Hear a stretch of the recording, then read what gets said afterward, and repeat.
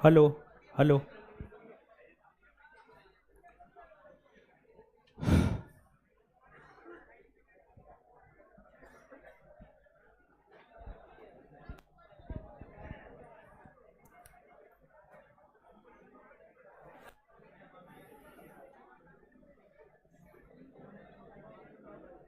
Live कीजिए class. Class live हो गया है।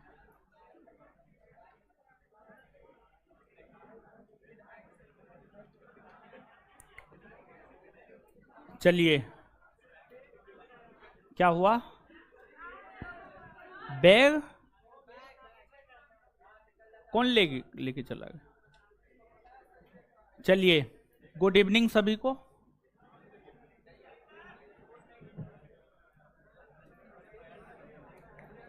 चलिए, शांत हो जाइए। अब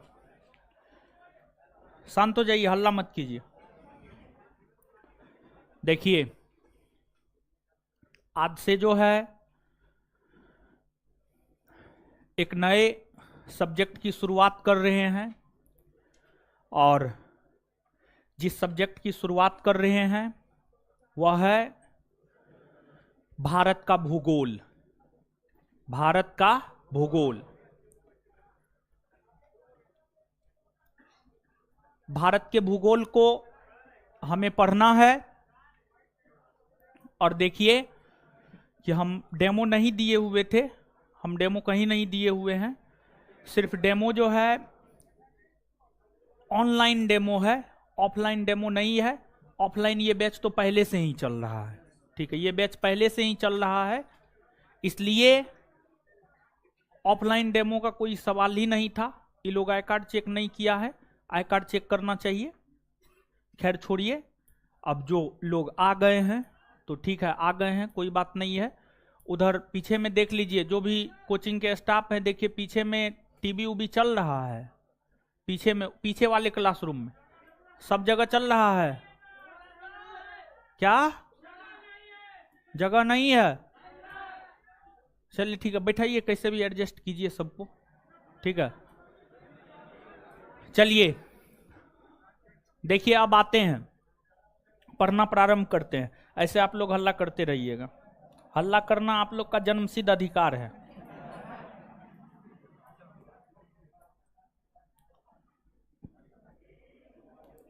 लेकिन आई कार्ड चेक कीजिए, जो भी कोचिंग के स्टाफ हैं सबको बोल रहे हैं कल से आई कार्ड चेक कीजिए। ये कोई नया बैच थोड़े है जी, यानी बैच में नया सब्जेक्ट है, बैच में नया सब्जेक्ट है, समझ गए? तो जो बच्चा इस बैच में पहले से एडमिशन लिया हुआ उसको आप बैठाइए। उसके बाद अगर जगह बचता है, उसके बाद तो जगह ही नहीं बचता है, ठीक है, बैच तो फुल है, उसके बाद जगह ही नहीं बचता है। तो ना तो एडमिशन लेने के लिए ऑफिस में एडमिशन बंद कर दीजिए, और दूसरी बात यह है कि आई कार्ड चेक करके घुसाइए, ठीक है। ऑनलाइन हम डेमो आपको दे देते हैं, ऑनलाइन एक सप्ताह एक चैप्टर के लिए डेमो दे देते हैं। ऑफलाइन हम डेमो नहीं दे सकते हैं, क्योंकि इस बैच में पहले से ही उतना बच्चा है, माफ कीजिएगा आप लोग हमको। भारत का भूगोल देखिए,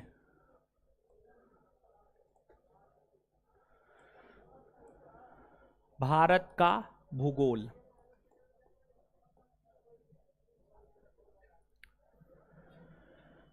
जितने भी एक दिवसीय परीक्षा है, सभी एक दिवसीय परीक्षा में भूगोल से प्रश्न पूछे जाते हैं। उसमें भारत के भूगोल से ज्यादातर प्रश्न पूछे जाते हैं। एक बार हमने सोचा था कि भारत का भूगोल, विश्व का भूगोल दोनों एक साथ पढ़ाए, लेकिन कुछ बच्चों का मैसेज आया कि नहीं, दोनों अलग अलग पढ़ाया जाए। इसी वजह से दोनों को सेपरेट करके ही हम आपको पढ़ाएंगे। तो सबसे पहले हम लोग भारत के भूगोल को पढ़ते हैं, और भारत के भूगोल को पढ़ने के साथ साथ जो है हम लोग इसको पढ़ने के बाद जो हम लोग विश्व का भूगोल भी पढ़ लेंगे। और जहां तक इस बैच का सवाल है, फाउंडेशन बैच है, चीजों को हम आपको सबसे पहले समझाएंगे, समझाने के बाद लिखाएंगे, और लिखाने के बाद हम आपको याद करवाएंगे, ठीक है। एक बार फिर से आप सुन लीजिए, समझाएंगे, समझाने के बाद जो है आपको लिखाएंगे, लिखाने के बाद हम आपको याद करवा देंगे, समझ गए।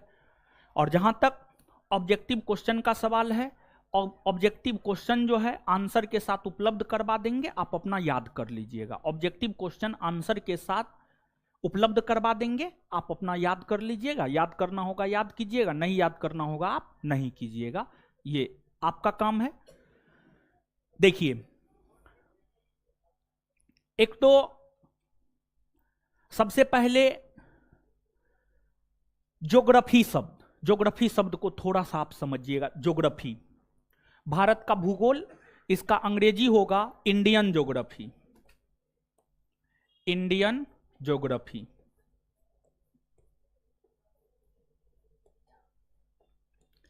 Indian geography.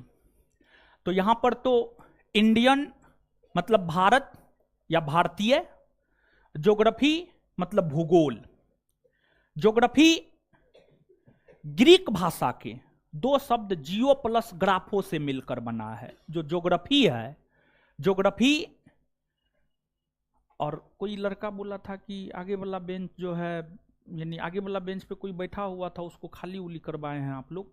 कोई बेंच यहाँ पर रिजर्व नहीं है, जो पहले आएगा पहले बैठेगा, समझ गए।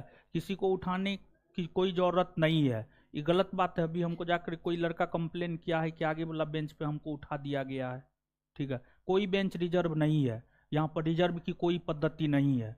जो पहले आएगा पहले बैठेगा, जो बाद में आएगा बाद में बैठेगा, ये गलत बात है, समझ गए।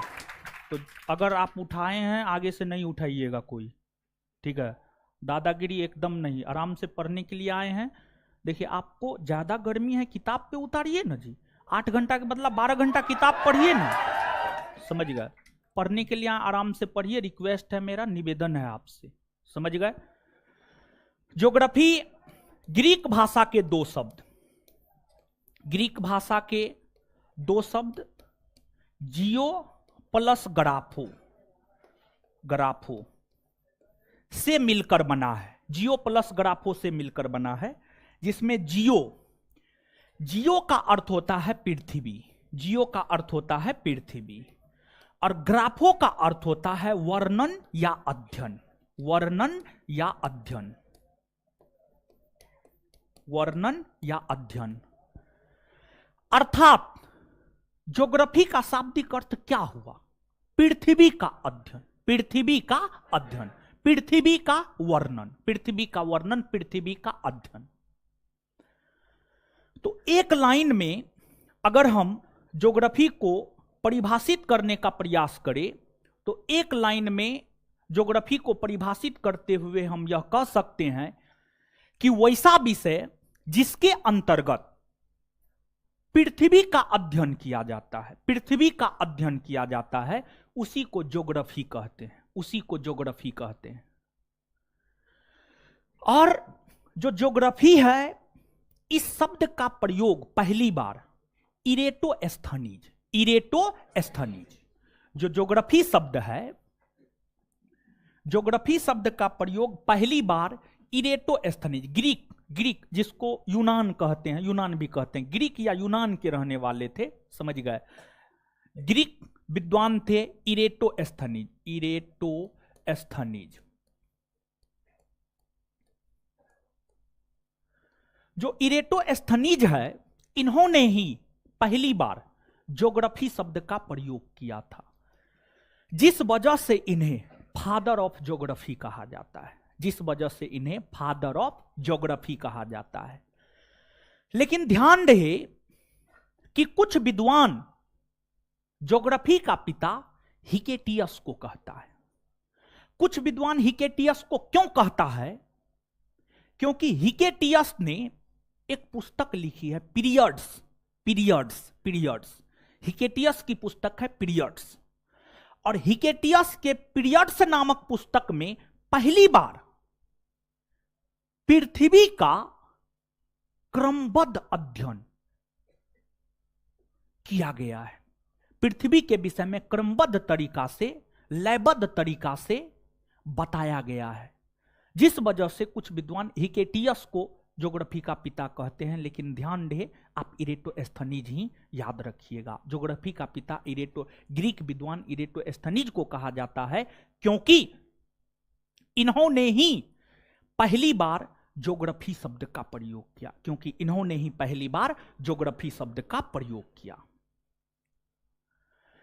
यहां से आगे बताने से पहले हम आपको यहां पर थोड़ा डायरेक्शन के विषय में बताते हैं। डायरेक्शन, दिशा के विषय में बताते हैं। दिशा, डायरेक्शन, दिशा के विषय में बताते हैं। क्योंकि ज्योग्राफी में मानचित्र का काफी बार प्रयोग होगा और उसमें हम बार बार उत्तर, दक्षिण, पूरब, पश्चिम, उत्तर, पूरब, दक्षिण, पश्चिम, इन सभी शब्दों का प्रयोग करेंगे। तो ये चीज आपको समझ में आनी चाहिए और आपको जानकर आश्चर्य होगा कि जो 5-6 क्लास का बच्चा होता है वो ये सब बात जानता है डायरेक्शन, लेकिन यहां पर हम भरोसा के साथ कह सकते हैं कि अधिकतर लोग डायरेक्शन नहीं जानते होंगे। जानते हैं? कौन कौन लोग जानते हैं? हाथ खड़ा कीजिए तो। अरे वाह, ना हम ही अति पड़ गए। नहीं, एक बच्चा है मेरे बगल में, एक बच्चा रहता है, वो आकर के जो है हमसे पूछता है, 6 क्लास में वो पढ़ता है और हमको पूरा याद है कि 6 क्लास में हम थे तो हम उतना चीज नहीं जानते थे। समझिए, वो आकर के पूछता है कि कैप ऑफ गुड होप कहाँ है। समझिए, कैप ऑफ गुड होप कहाँ है, अंडमान निकोबार द्वीप समूह कहाँ है, लक्षद्वीप कहाँ है, समझ गए, सहारा मरुस्थल कहाँ है। जब जनरल कंपटीशन में आए तब हम ये सब चीज जाने। और देखिए 6 साल का बच्चा आज ये सब चीज पढ़ रहा है। तो बताइए कि निश्चित तौर पर यानी हर बच्चा आज इंग्लिश मीडियम में हर बच्चा पढ़ रहा है। ठीक है, इंग्लिश मीडियम में हर बच्चा पढ़ रहा है, तो हर कोई यूपीएससी क्रैक थोड़े कर देगा। समझ। तो डायरेक्शन आप जानते हैं, लेकिन फिर भी हम अपने मन के तसल्ली के लिए कि हम भी आपको बता दिए हैं, ताकि कल आप ये ना कहे कि हमको डायरेक्शन नहीं मालूम है। तो आप सभी लोग जानते हैं, कोई भी जो मानचित्र होता है, कॉपी हटाइए हो, कोई भी जो मानचित्र होता है उसका जो ऊपरी भाग होता है, ऊपरी भाग उत्तर दिशा को प्रदर्शित करता है। ऊपरी भाग उत्तर दिशा, नीचे वाला भाग दक्षिण, नीचे वाला भाग दक्षिण, दाहिना भाग पूरब, दाहिना भाग पूरब, बायां भाग पश्चिम, बायां भाग पश्चिम। ठीक है, तो ये उत्तर हो गया, ये दक्षिण हो गया, ये पूरब हो गया और ये पश्चिम हो गया। ठीक है, पश्चिम हो गया। ठीक है, अब देखिएगा उत्तर, दक्षिण, पूरब, पश्चिम, उत्तर, पूरब, ये जो बीच का हिस्सा होगा इसको हम लोग क्या कहेंगे? उत्तर पूरब, उत्तर पूरब, उत्तर पूरब कहेंगे। फिर ये उत्तर है, ये पश्चिम है, ये बीच का हिस्सा क्या कहलाए? उत्तर पश्चिम, उत्तर पश्चिम, उत्तर पश्चिम कहलाएगा।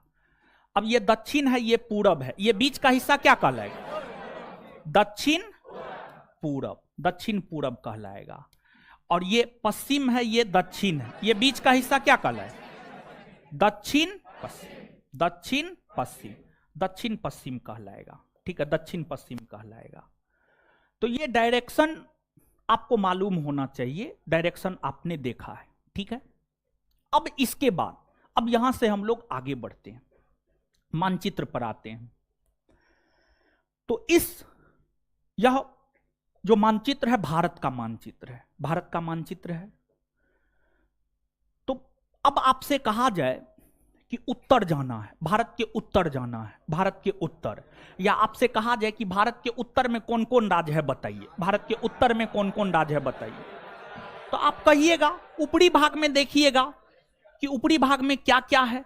ऊपरी भाग में लद्दाख है, जम्मू कश्मीर है, हिमाचल प्रदेश है, पंजाब है, हरियाणा है, उत्तराखंड है, उत्तर प्रदेश, ये सब उत्तर में है नो। उसके बाद दक्षिण, तो दक्षिण में केरल है, तमिलनाडु है, कर्नाटक है, आंध्र प्रदेश है नो। पश्चिम, पश्चिम में राजस्थान है, गुजरात है, महाराष्ट्र।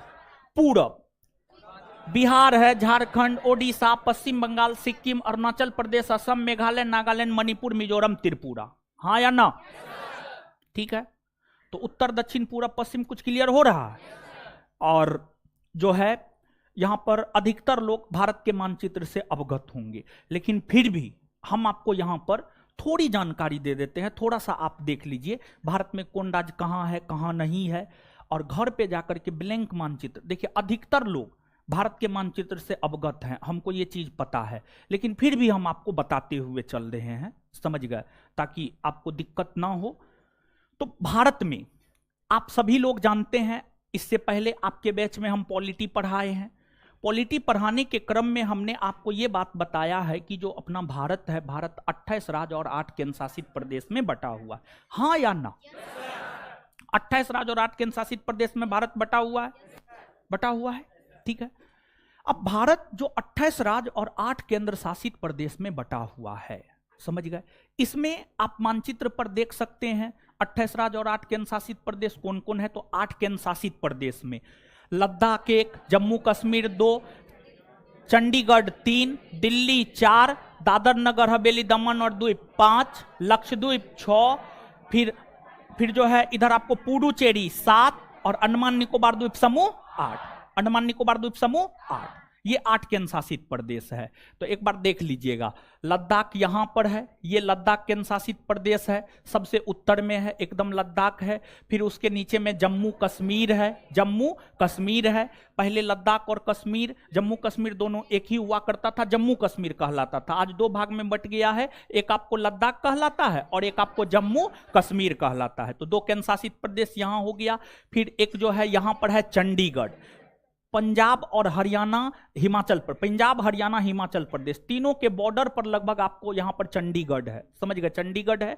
फिर यहां पर हरियाणा और उत्तर प्रदेश के बीच में यहां पर दिल्ली है, हरियाणा और उत्तर प्रदेश के बीच में यहां पर क्या है, दिल्ली, यहां पर दिल्ली है, समझ गए, दिल्ली है। फिर यहां पर दादर नगर हवेली और दमन और द्वीप है, दादर नगर हवेली और दमन और द्वीप है। फिर यहां पर लक्षद्वीप है, क्या है, लक्षद्वीप है। फिर यहां पर पुडुचेरी है, क्या है, पुडुचेरी है। और पुडुचेरी के बाद यहां पर अंडमान निकोबार द्वीप समूह, क्या है, अंडमान निकोबार द्वीप समूह है। ये तो केंद्र शासित प्रदेश की अवस्थिति को आपने देखा, केंद्र शासित प्रदेश की अवस्थिति को आपने देखा। अब इन केंद्र शासित प्रदेशों में एक केंद्र शासित प्रदेश है, उसका नाम है पुडुचेरी। जैसे इस बात से आप अवगत होंगे कि जो अपना राज्य बिहार है, यहां पर अधिकतर बिहार के छात्र ही होंगे, जो अपना राज्य बिहार है, बिहार में टोटल 38 जिला है, हाँ या ना? बिहार में टोटल 38 जिला है। उसी प्रकार से एक केंद्र शासित प्रदेश है, उसका नाम है पुडुचेरी में टोटल 4 जिला। कितना जिला?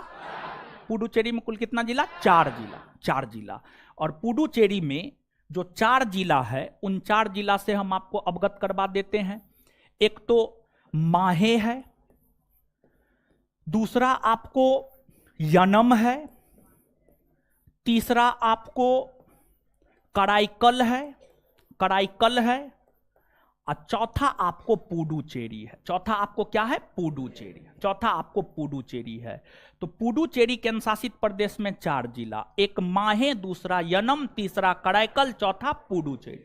अब इसमें देखिएगा, है सुनिए ना, आप थोड़ा हटा लीजिए, बड़ी दिक्कत हो रहा है। सुनिए, यहाँ पे आ जाइए, यहाँ पे देखिए ना, वहां पे बैठ जाइए, इधर थोड़ा फ्री रहेगा ना, थोड़ा ठीक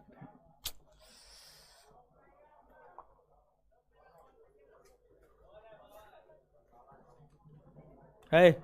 किसी पे कमेंट करना गलत बात है, ठीक है, क्या है ना है उससे कोई मतलब ना है। कमेंट कीजिएगा, मान लिया जाए कि एक बात बताइए आप हमको, ठीक है, आप स्वयं सोचिए, आप दूसरे पे कमेंट कर रहे हैं, आप पे कोई कमेंट करेगा, आपको अच्छा लगेगा? नहीं लगेगा, समझ गए? तो ये गलत काम नहीं, समझ गए?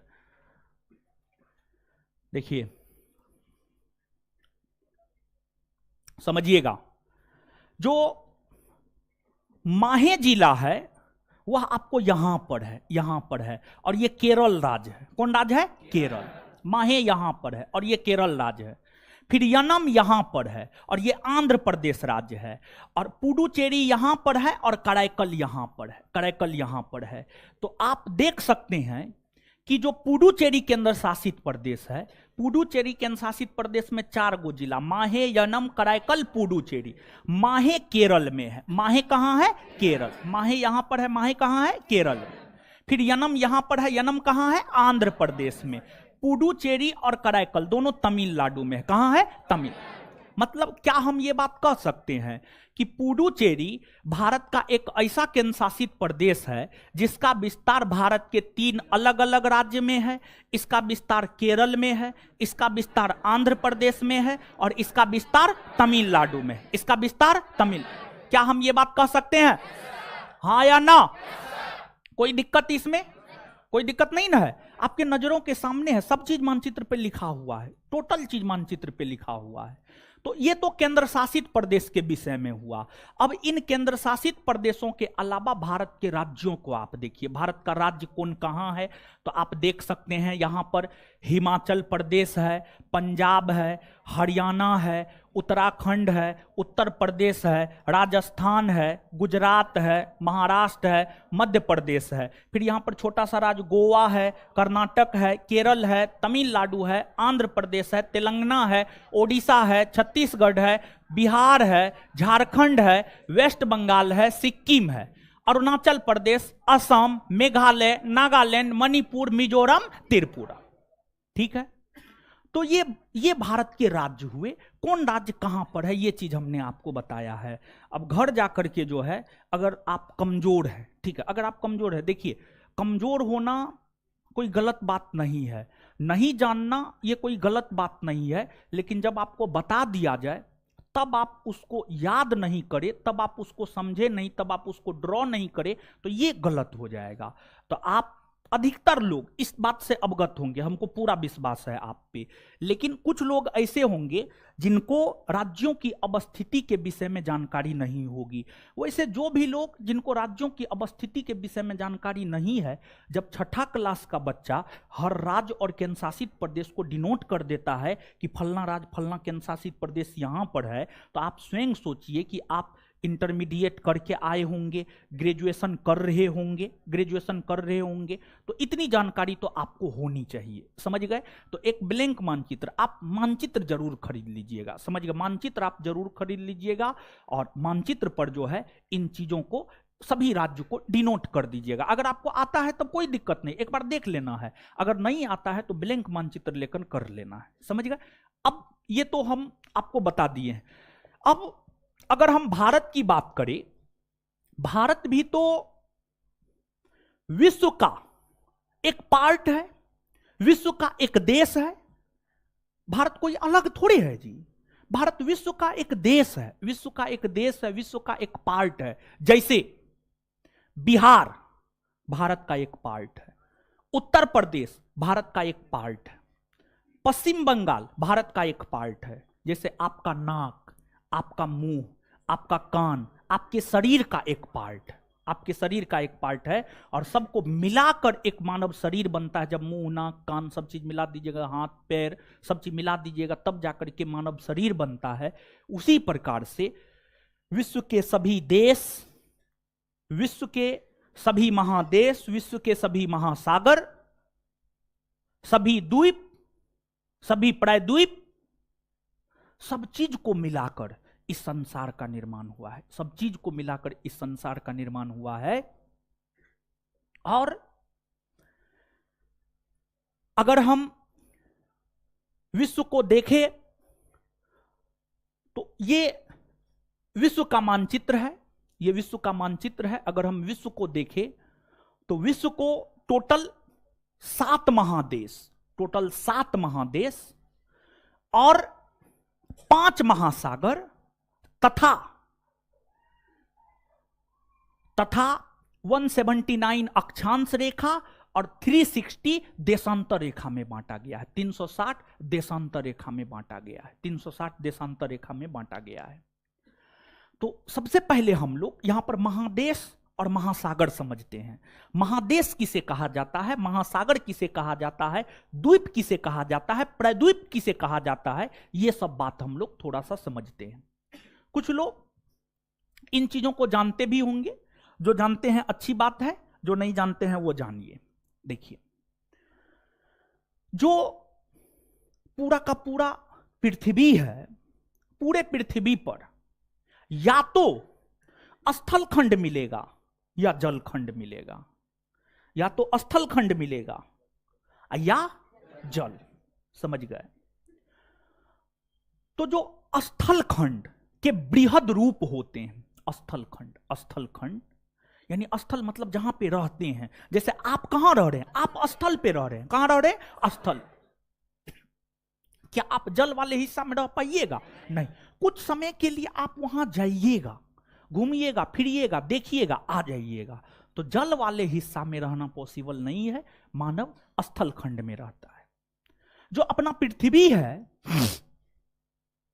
पृथ्वी के 71% भूभाग पर, पृथ्वी के 71% भूभाग पर जल का विस्तार है। 71% भूभाग पर जो है जल का विस्तार है, जल का विस्तार है। वहीं 29% भूभाग पर स्थल का विस्तार है। 29% भूभाग पर स्थल का विस्तार है। बताइए, 71% भूभाग पर जल का विस्तार है, लेकिन फिर भी जल की कमी हो जाती है। फिर भी जल की कमी हो जाती है। देखिए, जल की कमी नहीं होती है, बल्कि शुद्ध जल की कमी होती है, पीने योग्य पानी की कमी होती है। जल की कमी तो इस पृथ्वी पर कभी होगा ही नहीं, लेकिन जो पीने योग्य पानी है, जिसको हम पी सकते हैं, उसकी कमी हो जाती है। समझ गए? पीने योग्य पानी की कमी हो जाती है। और आप देख सकते हैं, ये नॉर्थ अमेरिका स्थल खंड का बृहद रूप है, बड़ा रूप है। ये साउथ अमेरिका स्थल खंड का बृहद रूप है। अफ्रीका स्थल खंड का बृहद रूप है। यूरोप स्थल खंड का बृहद रूप है। एशिया स्थल खंड का बृहद रूप है। ऑस्ट्रेलिया स्थल खंड का बृहद रूप है। अंटार्कटिका स्थल खंड का बृहद रूप है। तो सामान्य तौर पर महादेश या महाद्वीप, महादेश या महाद्वीप, स्थल खंड के जो सबसे बृहद भाग होते हैं, स्थल खंड का जो सबसे बृहद भाग होता है, सबसे बड़ा भाग होता है, उसी को महाद्वीप या महादेश कहा जाता है। पूरे विश्व को 7 महादेश में बांटा गया है, और जो 7 महादेश में बांटा गया है, north America 1, south America 2, Europe 3, Africa 4, Asia 5, Australia 6, Antarctica 7, Antarctica 7। इन महादेशों में जो सबसे बड़ा महादेश है क्षेत्रफल के आधार पर एशिया है, एशिया है। दूसरा सबसे बड़ा महादेश अफ्रीका, तीसरा उत्तरी अमेरिका, चौथा दक्षिणी अमेरिका, पांचवा अंटार्कटिका, छठा यूरोप, सातवां ऑस्ट्रेलिया। यानी सबसे बड़ा महादेश एशिया, सबसे बड़ा महादेश एशिया, और सबसे छोटा महादेश ऑस्ट्रेलिया, सबसे छोटा महादेश ऑस्ट्रेलिया, ऑस्ट्रेलिया। इसी प्रकार से विश्व को 5 महासागर में बांटा गया है। महासागर ओशिन, ओशिन, ओशिन। जल के बृहद यानी वैसा भूभाग जहां बृहद स्तर पर जल का विस्तार देखने को मिलता है, उसी को महासागर कहा जाता है। और विश्व को जो 5 महासागर में बांटा गया है, प्रशांत, प्रशांत, अटलांटिक, हिंद, आर्कटिक और अंटार्कटिका, अंटार्कटिका। अब देखिएगा यहां पर, ये आपको नॉर्थ अमेरिका है, साउथ अमेरिका है, एशिया है, ऑस्ट्रेलिया है। विश्व यानी पृथ्वी, पृथ्वी की अगर हम बात करें तो पृथ्वी क्या है? गोल है। पृथ्वी क्या है? गोल है। ठीक है, यहां पर 3D फिगर है नहीं। जब आप 3D फिगर को देखेंगे तो आपको ये पूरा का पूरा, ठीक है, ये जो पूरा एरिया आपको नजर आ रहा है, और इधर ये जो पूरा आपको नजर आ रहा है, समझ गए, ये पूरा, ये इधर से कनेक्ट हो जाएगा। ठीक है, इधर से कनेक्ट हो जाएगा, या फिर ये इधर से कनेक्ट हो जाएगा। यानी कहने का मतलब ये हुआ कि हम आपको यहां पर यह बात दिखाना चाहते हैं कि जो आपको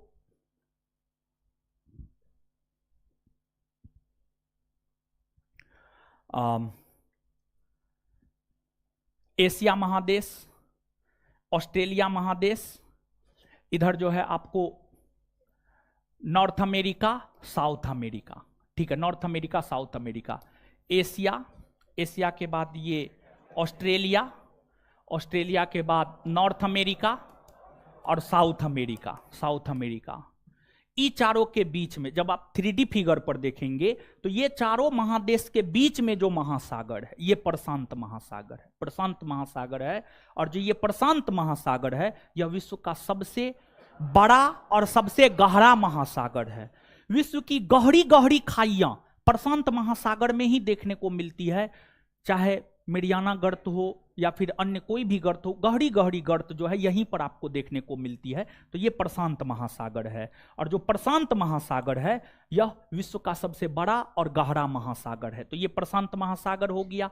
ये आपको अटलांटिक महासागर हो गया। North America, south America, Europe और अफ्रीका के बीच में जो महासागर है अटलांटिक महासागर हो गया। फिर आपको एशिया, अफ्रीका और ऑस्ट्रेलिया के बीच में जो महासागर है ये हिंद महासागर हो गया।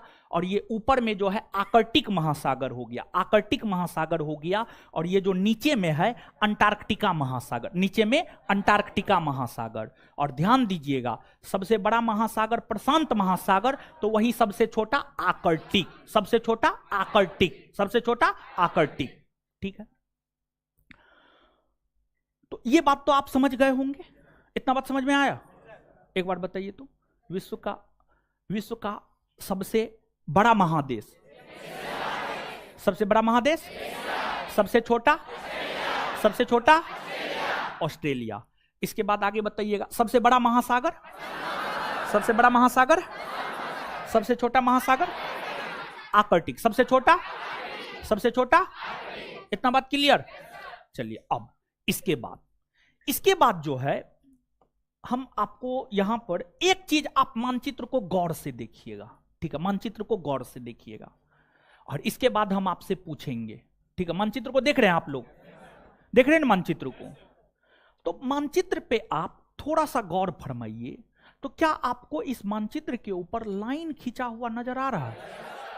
लाइन खींचा हुआ नजर आ रहा है? देखिए, ये लाइन खींचा हुआ है ऐसे, ये लाइन ऐसे खींचा हुआ है, फिर ये लाइन ऐसे खींचा हुआ है, फिर ये लाइन ऐसे खींचा हुआ है। इस प्रकार का लाइन क्या आपको नजर आ रहा है? हाँ या ना? नजर आ रहा है? चलिए, इस प्रकार का लाइन आपको नजर आ रहा है। अब डायरेक्शन तो आप जानते हैं, किधर उत्तर है, किधर दक्षिण है, किधर पूरब है, किधर पश्चिम है। ये बात तो अभी आप तुरंत देखे हैं, हम भी आपको बताएं, आप पहले से भी जानते हैं। तो ये उत्तर होगा ना? हो उत्तर होगा ना? ये दक्षिण होगा ना? हो दक्षिण होगा। ये पूरब होगा ना? ये पूरब होगा ना? ये पश्चिम होगा ना? पश्चिम होगा ना? तो एक बात बताइए, मानचित्र पर एक लाइन आप देख रहे हैं कि उत्तर से दक्षिण खींचा हुआ है, हाँ या ना? है, खींचा हुआ है ना? हो। और मानचित्र पर एक दूसरा लाइन आप देख रहे होंगे कि पूरब से पश्चिम या पश्चिम से पूरब। ठीक है, पश्चिम से पूरब या पूरब से पश्चिम खींचा हुआ है, हाँ या ना? तो मानचित्र के ऊपर जो है एक लाइन उत्तर से दक्षिण खींचा हुआ है और एक लाइन जो है पश्चिम से पूरब खींचा हुआ है, पश्चिम से पूरब। इतना बात क्लियर है? चलिए, अगर आपको इतना बात क्लियर है तो अक्षांश और देशांतर भी आपको क्लियर हो जाएगा। ठीक है, देखिए, एक लाइन में अगर कहे तो मानचित्र के ऊपर जो खड़ी लाइन होती है उसको देशांतर, और जो पड़ी लाइन होती है उसको अक्षांश। जो पड़ी लाइन होती है उसको अक्षांश और जो खड़ी लाइन होती है उसको देशांतर। एक लाइन में अगर कहना चाहे तो, या मानचित्र पर उत्तर से दक्षिण की ओर खींची गई लाइन को देशांतर रेखा और पश्चिम से पूरब की ओर खींची गई लाइन को अक्षांश रेखा। क्या कहा जाता है? अक्षांश, अक्षांश रेखा कहा जाता है। ठीक है, अक्षांश रेखा कहा जाता है। अब यहां पर आप समझिएगा कि देखिए, हम ई लाइन खींच रहे हैं, ई लाइन क्या होगा बताइए तो? क्या होगा? क्या होगा? ये देशांतर होगा ना? चलिए, अब ये लाइन खींच रहे हैं, बताइए क्या होगा? क्या होगा? क्या होगा? इतना बात क्लियर? चलिए, इतना बात अगर आपको समझ में आ गया है तो अब जो पृथ्वी है, संपूर्ण पृथ्वी को 179 अक्षांश रेखा और 360 देशांतर रेखा में बांटा गया है। जो पूरा का पूरा पृथ्वी है, पूरे पृथ्वी की अगर हम बात करें तो पूरे पृथ्वी को जो है 179 अक्षांश रेखा, 179 अक्षांश रेखा और 360 देशांतर रेखा, 360 देशांतर रेखा में बांटा गया है, 360 देशांतर रेखा में बांटा गया है। ठीक है, अब 179 अक्षांश रेखा में, 179 अक्षांश रेखा में कुछ महत्वपूर्ण अक्षांश रेखा है। 0 डिग्री, 23.5 डिग्री उत्तर, 23.5 डिग्री दक्षिण, 66.5 डिग्री उत्तर, 66.5 डिग्री दक्षिण, 90 डिग्री उत्तर, 90 डिग्री दक्षिण, 90 डिग्री उत्तर, 90 डिग्री दक्षिण, ये सब महत्वपूर्ण अक्षांश रेखा है। तो 179 अक्षांश रेखाओं में, 179 अक्षांश रेखाओं में एक है 0 डिग्री अक्षांश रेखा। एक क्या है? 0 डिग्री अक्षांश रेखा। और जो 0 डिग्री अक्षांश रेखा है, यह पृथ्वी के लगभग बीचों बीच से होकर गुजरती है। यह पृथ्वी के लगभग बीचों बीच से होकर गुजरती है। तो यह पृथ्वी है, पृथ्वी के बीचों बीच से होकर यह जो रेखा गुजर रही है, यह 0 डिग्री अक्षांश रेखा है। क्या है? 0 डिग्री अक्षांश रेखा। यह 0 डिग्री अक्षांश रेखा है। और जो 0 डिग्री अक्षांश रेखा है, 0 डिग्री अक्षांश रेखा को ही हम लोग विषुवत रेखा कहते हैं, या इसी को हम लोग भूमध्य रेखा कहते हैं, या इसी को हम लोग अंग्रेजी में इक्वेटर कहते हैं। अंग्रेजी में इसी को हम लोग इक्वेटर कहते हैं, इक्वेटर कहते हैं। और पृथ्वी को इस संदर्भ में, अभी के संदर्भ में आप वृत्त मान लीजिए। क्या मान लीजिए? वृत्त। वृत्त, वृत्त लगभग गोलाकार होता है, पृथ्वी को लगभग आप गोलाकार मान लीजिए। जब आप पृथ्वी को गोलाकार मानते हैं, वृत्ताकार मानते हैं, तो वृत्त के मध्य से जो रेखा गुजरती है उसे हम लोग क्या कहते हैं? व्यास। क्या कहते हैं? व्यास। व्यास कहते हैं। और व्यास वृत्त को 2 भाग में विभाजित करते हैं। जो व्यास होता है वह वृत्त को 2 भाग में विभाजित करती है। जिस प्रकार से व्यास वृत्त को 2 भागों में, 2 बराबर भागों में विभाजित करती है, उसी प्रकार से जो ये 0 डिग्री अक्षांश रेखा, विषुवत रेखा, भूमध्य रेखा या इक्वेटर है, यह पृथ्वी को 2 बराबर भाग में विभाजित करती है। यह पृथ्वी के 2 बराबर भाग में विभाजित करती है। जब आप इससे ऊपर जाइएगा तो आपको उत्तरी गोलार्ध मिलेगा। इससे ऊपर के पार्ट को उत्तरी गोलार्ध कहा जाता है। क्या कहा जाता है? उत्तरी गोलार्ध। तो ये वाला पार्ट आपको उत्तरी गोलार्ध है। क्या है? उत्तरी गोलार्ध। फिर भूमध्य रेखा, विषुवत रेखा या अक्षांश या इक्वेटर, 0 डिग्री अक्षांश या इक्वेटर से जब आप नीचे आते हैं, दक्षिण आते हैं, तो यह दक्षिणी गोलार्ध कहलाता है। क्या कहलाता है? दक्षिणी गोलार्ध। दक्षिणी गोलार्ध कहलाता है। क्या कहलाता है? दक्षिणी गोलार्ध। दक्षिणी गोलार्ध कहलाता है। तो भूमध्य रेखा जो कि पृथ्वी के बीचों बीच से होकर गुजरती है, पृथ्वी को 2 बराबर भाग में बांटती है, उत्तरी गोलार्ध और दक्षिणी, उत्तरी गोलार्ध और दक्षिणी। एक बात बताइए, क्या हम ये बात कह सकते हैं कि नॉर्थ अमेरिका, यूरोप, एशिया, ये सभी उत्तरी गोलार्ध में है? हाँ या ना? इसके बाद क्या हम ये बात कह सकते हैं कि अंटार्कटिका और ऑस्ट्रेलिया दक्षिणी गोलार्ध में है? हाँ? हाँ या ना? साथ ही साथ क्या हम यहां पर यह बात कह सकते हैं कि जो साउथ अमेरिका है और अफ्रीका है, इन दोनों महादेश का विस्तार दोनों गोलार्ध में है, उत्तरी गोलार्ध में भी है और दक्षिणी गोलार्ध में? क्या हम ये बात कह सकते हैं? हाँ या ना? इसमें कोई कंफ्यूजन नहीं ना? इसमें तो कोई कंफ्यूजन नहीं होना चाहिए। ये तो बहुत बड़ा बात थोड़े है जी, बहुत बड़ा बात तो नहीं है, समझ गए?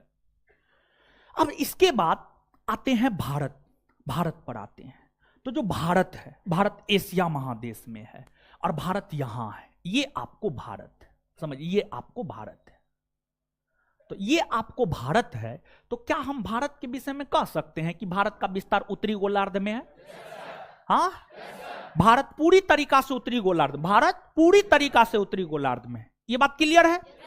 इसके बाद हाँ आगे आ रहे हैं ना, रुकिए ना, ठीक है, हड़बड़ाइए नहीं, ठीक है। और इस चैप्टर के विषय में हम आपको बता देते हैं कि जो है ज्योग्राफी पढ़ाना हम शुरू किए हैं, और इस चैप्टर के विषय में हम आपको ये बात बता रहे थे कि ये जो चैप्टर है, इस चैप्टर में बहुत सारी ऐसी बातें होंगी जो आप पहले से जानते होंगे, समझ गए, तो थोड़ा सा धैर्य बना करके रखिए। अब यहां पर जैसे 0 डिग्री अक्षांश रेखा है, पृथ्वी को 2 बराबर भाग में विभाजित करते, उसी प्रकार से एक है 0 डिग्री देशांतर रेखा, 0 डिग्री देशांतर रेखा। और जो 0 डिग्री देशांतर रेखा है, 0 डिग्री देशांतर रेखा भी पृथ्वी को 2 बराबर भाग में विभाजित करती है। 0 डिग्री देशांतर रेखा भी पृथ्वी को 2 बराबर भाग में विभाजित करती है। और ये है आपको 0 डिग्री देशांतर रेखा, ये है आपको 0 डिग्री देशांतर रेखा, 0 डिग्री देशांतर रेखा। 0 डिग्री देशांतर रेखा कि जब आप दाहिना भाग में आते हैं तो इधर पूर्वी देशांतर होता है, पूर्वी देशांतर क्या होता है, पूर्वी देशांतर। ये 0 डिग्री देशांतर रेखा है, इसके दाहिना आइएगा तो ये पूर्वी देशांतर होता है, और इसके बायां आइएगा तो ये पश्चिमी देशांतर होता है। क्या होता है, पश्चिमी देशांतर होता है। तो अब आप देख सकते हैं जो 0 डिग्री देशांतर रेखा है, 0 डिग्री देशांतर रेखा यूरोप से होकर गुजर रही है, अफ्रीका से होकर गुजर रही है, अंटार्कटिका से होकर गुजर रही है। तो 0 डिग्री देशांतर रेखा यूरोप, अफ्रीका और अंटार्कटिका से होकर गुजरती है। वहीं 0 डिग्री देशांतर रेखा के पूरब में जो महादेश है, एशिया महादेश है, ऑस्ट्रेलिया महादेश है, और जो पश्चिम में महादेश है, नॉर्थ अमेरिका और साउथ अमेरिका, नॉर्थ अमेरिका और नॉर्थ अमेरिका और। तो क्या यहां पर हम यह बात कह सकते हैं कि जो भारत है पूर्वी देशांतर में है, भारत पूर्वी देशांतर में है, क्या हम ये बात कह सकते हैं, हां या ना? तो क्या भारत के विषय में हम ये बात कह सकते हैं कि भारत उत्तरी गोलार्ध और पूर्वी देशांतर में, एक लाइन में इस बात को कह सकते हैं, भारत उत्तरी गोलार्ध और पूर्वी देशांतर में स्थित है? क्या इसको समझने में किसी को कोई आपत्ति, कोई कष्ट नहीं ना है? तो भारत उत्तरी गोलार्ध और पूर्वी देशांतर में, ठीक है, यह बात आपको क्लियर हो गया होगा। अब इसके बाद यहां से थोड़ा सा और आगे बढ़ते हैं, ठीक है। अब देखिएगा आप यहां पर कि हमने आपको यह बताया है कि पूरे पृथ्वी को 179 अक्षांश रेखा में बांटा गया है, 179 अक्षांश रेखा में बांटा गया है। तो यह है आपको 0 डिग्री अक्षांश रेखा, 0 डिग्री अक्षांश रेखा। और 0 डिग्री अक्षांश रेखा को विषुवत, भूमध्य, जो भी कहना है आप कहिए। इससे ऊपर जाते हैं तो उत्तरी गोलार्ध होता है, इससे ऊपर जाते हैं क्या होता है, उत्तरी गोलार्ध। क्या होता है, उत्तरी गोलार्ध। अब देखिएगा उत्तरी गोलार्ध में 0 के बाद क्या आता है, 1 2 3 4 5 6 7, इस प्रकार से आप आगे बढ़िएगा। तो इसके ऊपर जाइएगा तो आपको मिलेगा 1 डिग्री उत्तरी अक्षांश रेखा, और ऊपर जाइएगा तो 2 डिग्री उत्तरी अक्षांश रेखा, और ऊपर जाइएगा 3 डिग्री उत्तरी अक्षांश रेखा, 4 डिग्री उत्तरी अक्षांश रेखा, 5 डिग्री उत्तरी अक्षांश रेखा, 6 डिग्री उत्तरी अक्षांश रेखा, और 90 डिग्री तक उत्तरी अक्षांश रेखा आपको मिलेगा। 90 डिग्री तक उत्तरी अक्षांश रेखा मिलेगा। और जो 90 डिग्री उत्तरी अक्षांश रेखा होता है, इसको उत्तरी ध्रुव कहा जाता है, उत्तरी ध्रुव, नॉर्थ पोल कहा जाता है, नॉर्थ पोल कहा जाता है 90 डिग्री तक। तो ध्यान दीजिएगा 0 डिग्री से जब ऊपर जाते हैं तो कौन गोलार्ध माना जाएगा, उत्तरी गोलार्ध। उत्तरी गोलार्ध में 1 डिग्री उत्तरी अक्षांश रेखा से लेकर कितना डिग्री उत्तरी अक्षांश रेखा तक मिलेगा, 90 डिग्री उत्तरी अक्ष, 90 डिग्री उत्तरी। जैसे उत्तरी गोलार्ध में 1 डिग्री से लेकर 90 डिग्री तक उत्तरी अक्षांश रेखा मिलता है, और 90 डिग्री उत्तरी अक्षांश रेखा को उत्तरी ध्रुव कहते हैं। उसी प्रकार से दक्षिणी गोलार्ध में भी 1 डिग्री दक्षिणी अक्षांश रेखा, 2 डिग्री दक्षिणी अक्षांश रेखा, 3 डिग्री दक्षिणी अक्षांश रेखा। उसी प्रकार से दक्षिणी गोलार्ध में भी 90 डिग्री तक दक्षिणी अक्षांश रेखा मिलेगा। और जो 90 डिग्री दक्षिणी अक्षांश रेखा होता है, 90 डिग्री दक्षिणी अक्षांश रेखा को हम लोग दक्षिणी ध्रुव कहते हैं। दक्षिणी ध्रुव कहते हैं, दक्षिणी ध्रुव कहते हैं, ठीक है, दक्षिणी ध्रुव कहते हैं। अब कहीं ना कहीं यह चीज आपके दिमाग में आना चाहिए कि भारत उत्तरी गोलार्ध में 0 डिग्री अक्षांश रेखा से 90 डिग्री उत्तरी अक्षांश रेखा के बीच में स्थित होगा, हां या ना? क्योंकि भारत उत्तरी गोलार्ध में है ना, उत्तरी गोलार्ध में। तो अब भारत का जो अक्षांशीय विस्तार है, भारत का जो अक्षांशीय विस्तार है वह है 8 डिग्री 4 मिनट, 8 डिग्री 4 मिनट। उत्तरी अक्षांश रेखा होगा या दक्षिणी? हाँ, उत्तरी होगा ना, उत्तरी होगा। 8 डिग्री 4 मिनट उत्तरी अक्षांश रेखा से लेकर 37 डिग्री 6 मिनट उत्तरी अक्षांश रेखा, 37 डिग्री 6 मिनट उत्तरी अक्षांश रेखा। भारत का यह अक्षांशीय विस्तार है, भारत का यह क्या है? अक्षांशीय। तो क्या हम यह बात कह सकते हैं भारत उत्तरी गोलार्ध में 8 डिग्री उत्तरी अक्षांश रेखा से 37 डिग्री 6 मिनट उत्तरी अक्षांश रेखा के बीच में फैली हुई है, हां या ना? कह सकते हैं? अब एक बात बताइएगा, 8 डिग्री 4 मिनट उत्तरी अक्षांश रेखा, 8 डिग्री 4 मिनट उत्तरी अक्षांश रेखा और 37 डिग्री 6 मिनट उत्तरी अक्षांश रेखा के बीच में 23.5 डिग्री उत्तरी अक्षांश रेखा आएगा या नहीं आएगा? जैसे 5 और 15 के बीच में 10 आएगा, 5 और 15 के बीच में 10 आएगा, तो वैसे ही 8 डिग्री 4 मिनट उत्तरी अक्षांश रेखा और 37 डिग्री 6 मिनट उत्तरी अक्षांश रेखा के बीच में 23.5 डिग्री उत्तरी अक्षांश रेखा नहीं आएगा, आएगा।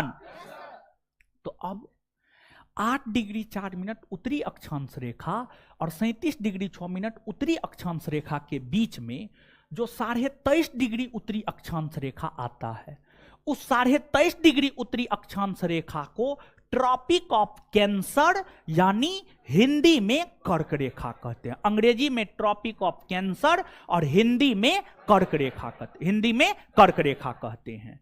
तो ये है आपको कर्क रेखा। क्या है? कर्क रेखा। ये आपको कर्क रेखा है, कर्क रेखा है। तो 8 डिग्री 4 मिनट उत्तरी से 37 डिग्री 6 मिनट उत्तरी के बीच में 23.5 डिग्री उत्तरी अक्षांश रेखा आता है और 23.5 डिग्री उत्तरी अक्षांश रेखा को हम लोग क्या कहते हैं? कर्क रेखा। 23.5 डिग्री उत्तरी अक्षांश रेखा को क्या कहते हैं? कर्क रेखा। मतलब कर्क रेखा भारत से होकर गुजरती है या नहीं गुजरती है? गुजरती है ना। कर्क रेखा भारत से होकर गुजरती है। अब कर्क रेखा भारत से होकर गुजरती है। कर्क रेखा भारत के 8 राज्यों से होकर गुजरती है। कर्क रेखा भारत के 8 राज्यों से होकर गुजरती है। और कर्क रेखा भारत के जिन 8 राज्यों से होकर गुजरती है वो है गुजरात, राजस्थान, मध्य प्रदेश, छत्तीसगढ़, झारखंड, पश्चिम बंगाल, त्रिपुरा और मिजोरम।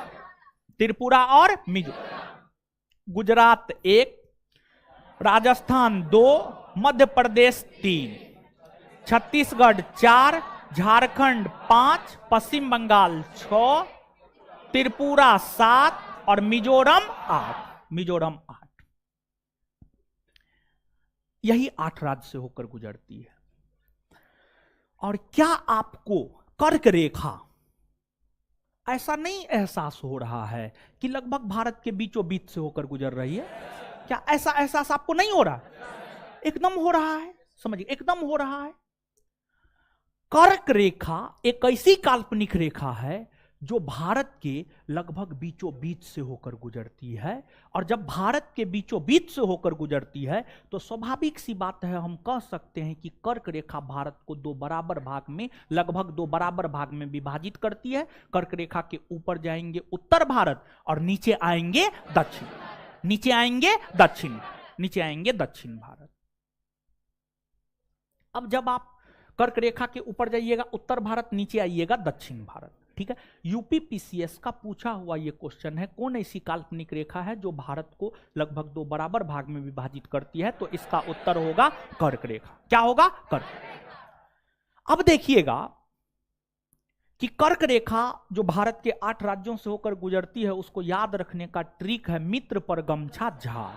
लेकिन हम एक नया ट्रिक इजाद किए हैं, गरम छाछ पी तृप्ति मिलेगी। समझ गए? गरम छाछ पी तृप्ति मिलेगी, गरम छाछ पी तृप्ति मिलेगी। ग से गुजरात, र से राजस्थान, म से मध्य प्रदेश, छ से छत्तीसगढ़, झ से झारखंड, प से पश्चिम बंगाल, त्र से त्रिपुरा, मी से मिजोरम, मी से। देखिए एक बात बताइए, ये भारत है, भारत का ये कौन भाग है? हो कौन भाग? पश्चिम या पूरब? पश्चिम ना हो, पश्चिम, पश्चिम। और जब ये भारत का पश्चिमी भाग है तो स्वाभाविक सी बात है, ये क्या हो जाएगा? भारत का पूर्वी भाग। क्या हो जाएगा? पूर्वी भाग, पूर्वी भाग। तो एक बात आप देखिएगा, कर्क रेखा भारत के पश्चिम में सबसे पहले गुजरात, फिर राजस्थान, फिर मध्य प्रदेश, फिर छत्तीसगढ़, झारखंड, पश्चिम बंगाल, त्रिपुरा और मिजोरम। इस ट्रिक को देखिए, ग से गुजरात, फिर र से राजस्थान, म से मध्य प्रदेश, छ से छत्तीसगढ़, झ से झारखंड, प से पश्चिम बंगाल, त्र से त्रिपुरा, मी से। तो मित्र पर गमछा झाड़ के बदले अगर आप इस ट्रिक को याद रख लीजिएगा तो आपको पश्चिम से पूरब में क्रम भी याद हो जाएगा, पश्चिम से पूरब में क्रम भी याद हो जाएगा। फिर क्रम अलग से करने की कोई जरूरत नहीं है। अगर मान लिया जाए कि पश्चिम से पूरब में क्रम आपको याद है और पूरब से पश्चिम में पूछ दिया तो क्या आप नहीं बता पाइए? बता दीजिएगा ना। तो मित्र पर गमछा झाड़ पुराना हो गया है, उसको भूल करके नया ये ट्रिक आप याद रख लीजिएगा। देखिए यहां पर एक चीज बताते हैं, हर बैच में बताते हैं तो आपके बैच में भी बता रहे हैं, ठीक है। छाछ समझते हैं क्या होता है? समझते होंगे आप लोग ऐसे ही बहुत समझदार है, समझ गए। देखिए गांव घर की जो महिला होती है ना, ऐसे महिला कंजूस होती है, ठीक है। महिला अपने परिवार के सदस्यों के अलावा अन्य सभी के लिए कंजूस मक्खी चूस होती है। अपने परिवार के लिए वो जान तक दे देगी, अपने बेटा के लिए, अपने पति के लिए, समझ गए। बाद बाकी के लिए वो कंजूस, महाकंजूस। जो कहना है आप कह लीजिए, जो कहना है कर लीजिए ना अपना, आप अपना समझ जाइए। जो महिला होती है, गांव घर की महिला, अगर उनके यहाँ गाय भैंस है तो वो जो है दूध गर्म करके छाली निकाल करके रखती है, ठीक है। छाली, छाली समझते हैं ना? अरे दूध को गर्म करने के बाद उस पर जो ऊपरी परत बनता है उसी को छाली कहा जाता है हम लोग के साइड में, समझ गए। तो लगभग महीना दिन तक किसी बर्तन में रखने के बाद, 1 महीना पूरा होने के बाद जो है उसको अलग बर्तन में ले करके उसको मथती है, समझ गए। मथती है, एक रही होता है, समझ गए। रही, रही समझते हैं? जिससे दाल को घाटा जाता है, ठीक है, ऐसे ऐसे करके, समझ गए। उसी को रही कहा जाता है। तो एक बर्तन में छाली लेकर के जो है उसको मथती है, तो फिर होता यह है कि क्रीम ऊपर आ जाता है और जलीय पदार्थ नीचे चले जाते हैं, ठीक है। तो जो क्रीम ऊपर आ जाता है उसको जब आप आग पे चढ़ाइएगा तो उससे घी प्राप्त होता है। और जो पानी होता है, पानी को देहाती भाषा में घोड़ कहा जाता है, इसमें घोड़ कहा जाता है, घोड़, समझे? हाँ जो भी है समझे। गांव घर में जिस रोज ये काम होता है उस रोज उसके परिवार में जो है बड़ी बजका बनेगा, समझ गए, क्योंकि उसमें जो है उसका प्रयोग हो जाता है। ठीक है, वही जो पानी का बचा यानी दूध का छाली का जो बचा हुआ पानी वाला पार्ट होता है, उसी को जब सुधा जैसी कंपनी, अमूल जैसी कंपनी पैक कर देती है तो उसी को छाछ कहा जाता है, समझ गए। और छाछ मुख्य तौर पर जब आपके पेट का आंतरिक क्रिया ठीक ठाक नहीं होता है, खाना वाना सही से नहीं पच रहा होता है, तब जाकर के जो है छाछ पीता है लोग। और जब छाछ पीजिएगा तो थोड़ा सा जो है पेट ठीक ठाक हो जाएगा, संतुष्टि मिलेगा, तृप्ति। तृप्ति का मतलब सेटिस्फैक्शन, समझ गए, सेटिस्फैक्शन मतलब संतुष्टि, समझिए, संतुष्टि मिलेगा। तो गर्मी के मौसम में छाछ पीजिए जिससे आपको तृप्ति मिलेगा, संतुष्टि मिलेगा। इस संदर्भ में समझ करके जो है आप इसको याद रख सकते हैं। अब इसके बाद आप देख सकते हैं कुछ राज्यों से होकर तो कर्क रेखा गुजरती है, लेकिन कर्क रेखा के ऊपर में जाइएगा तो ये उत्तर भारत होता है और नीचे आइएगा तो दक्षिण भारत होता है। अब बिहार दरोगा बीपीएससी आज तक यही पूछा है कि कर्क रेखा भारत के निम्नलिखित में से कौन राज्य से होकर गुजरती है, कौन राज्य से होकर नहीं गुजरती है। लेकिन बिहार पुलिस पूछा है निम्नलिखित में से कौन भारतीय राज्य कर्क रेखा के उत्तर में, कर्क रेखा के उत्तर में। ये बिहार पुलिस का क्वेश्चन है। अब बिहार दरोगा बीपीएससी का क्वेश्चन है किन राज्यों से होकर कर्क रेखा गुजरती है या नहीं गुजरती है। मतलब बीपीएससी बिहार दरोगा से टप कौन है? बिहार पुलिस ऑन मेरिट अगर कोई लड़का निकालता है, ऑन मेरिट, ऐसे 99% लड़का धांधलिए से निकालता है, इसलिए बिहार पुलिस का हम वैल्यू नहीं देते हैं, समझ गए। देखिए बिहार पुलिस का परीक्षा उसी से निकलता है जिसका सेटिंग होता है, जो अंदर से रंगवाता है, समझ गए। ये सब काम धड़ल्ले से होता है, समझ गए। और आपको विश्वास नहीं होगा, आप यहां पर बिहार पुलिस का तैयारी करते रह जाइएगा, आपका कोई गांव वाला भाई जो दिन भर भैंस चराता है, पता चलेगा उसको वर्दी लग गया, समझ गए। ऐसा एग्जाम्पल आप लोग को मिला है, एकदम मिला होगा, समझ गए। तो परीक्षा में धांधली होता है, ये जग जाहिर है, ये कोई छुपी बात नहीं है, समझ गए। तो इसलिए कलयुग है ये, छल कपट सब चीज लगाइए, साम दंड भेद सब चीज, जैसे सफलता मिल जाए तो वैसे, समझ गए। यहां पर कलयुग में राजा हरिश्चंद्र बनने की जरूरत नहीं है। अगर आप राजा हरिश्चंद्र बने दिक्कत है, फिर जल्दी नौकरी नहीं लगेगा, ये सत्य है। चलिए देखिए, तो अब बिहार पुलिस पूछा है तो यहां पर जानना तो जरूरी हो जाता है कि कौन उत्तर में है, कौन दक्षिण में।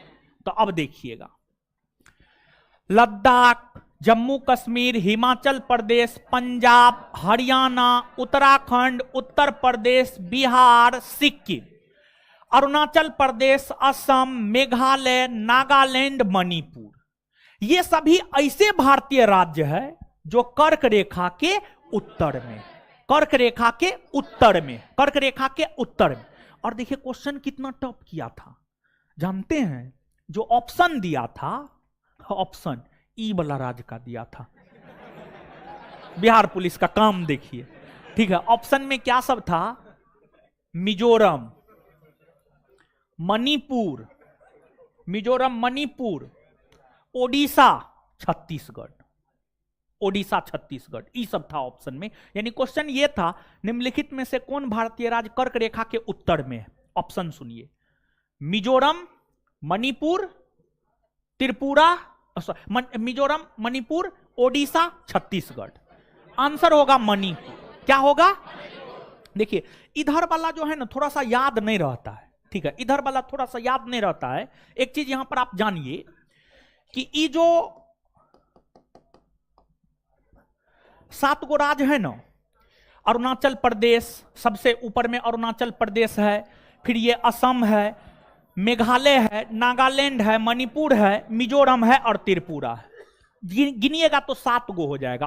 अरुणाचल प्रदेश 1, असम 2, मेघालय 3, नागालैंड 4, मणिपुर 5, मिजोरम 6, त्रिपुरा 7।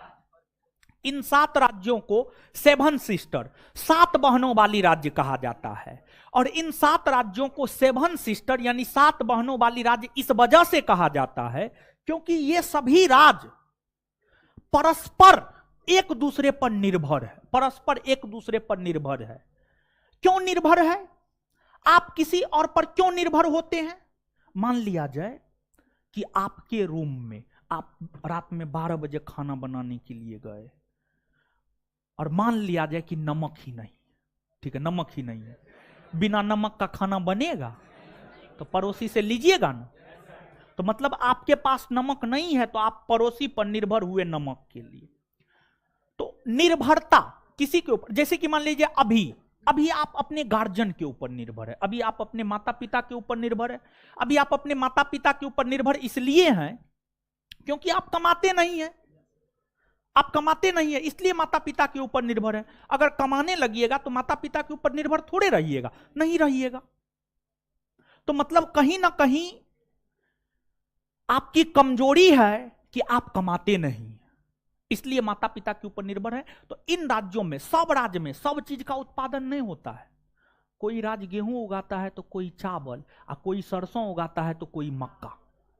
हर राज्य में हर चीज का उत्पादन नहीं होता है, हर राज्य में हर चीज का उत्पादन नहीं होता है। और ये सब राज्य भारत के अन्य राज्यों से बहुत कम कनेक्टेड है, बहुत कम। देखिए ना, यहां पर बीच में बांग्लादेश आ जाता है, फिर देखिए यहां पर कनेक्शन बहुत छोटा है।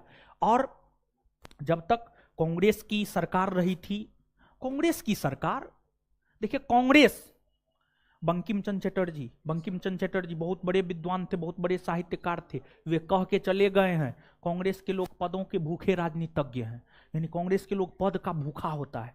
देख लीजिए ना ज्योतिरादित्य सिंधिया को, समझ गए, देख लीजिए ना सचिन पायलट को, समझिए, देखिए ये सबको, और भी बहुत सारा एग्जाम्पल है कांग्रेस के भीतर, समझ गए। तो कांग्रेस जो है यानी वोट बैंक की राजनीति करता है। यह सब राज्य का राजनीतिक तौर पर बहुत ज्यादा महत्व नहीं है क्योंकि लोकसभा राज्यसभा सीट इन राज्यों में कम है। लेकिन हमारे मोदी जी ने नारा दिया है सबका साथ सबका विकास। तो मोदी जी भारत के सिर्फ इन राज्यों पर ध्यान नहीं दिया बल्कि इन राज्यों पर भी मोदी जी ध्यान दिए, समझ गए।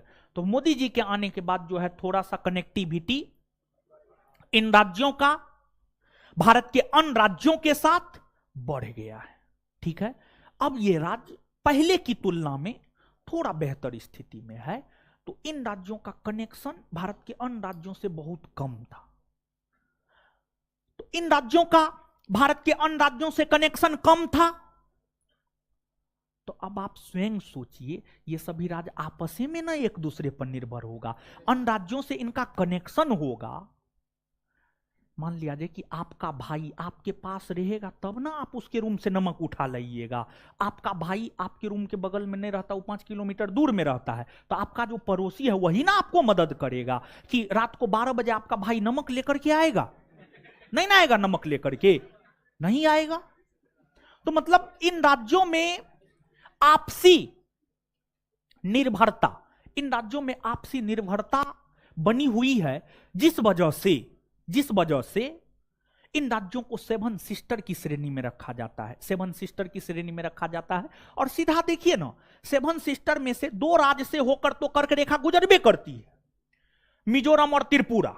उसके अलावा जो भी 7 सिस्टर के अंतर्गत राज्य आता है सब कर्क रेखा के उत्तर में, टोटल कर्क रेखा के उत्तर में। किधर है? उत्तर में। आप देख लीजिए, मणिपुर, नागालैंड, असम, मेघालय, अरुणाचल प्रदेश सब उत्तर में है।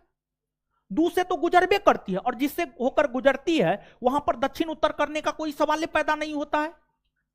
बात को समझे? तो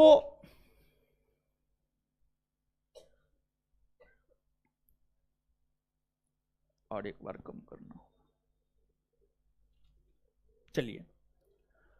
तो यहां पर हम कह सकते हैं कि लद्दाख, जम्मू कश्मीर, हिमाचल प्रदेश, पंजाब, हरियाणा, उत्तराखंड, उत्तर प्रदेश, बिहार, सिक्किम, अरुणाचल प्रदेश, असम, मेघालय, नागालैंड, मणिपुर, ये सभी कर्क रेखा के उत्तर में, कर्क रेखा के उत्तर में।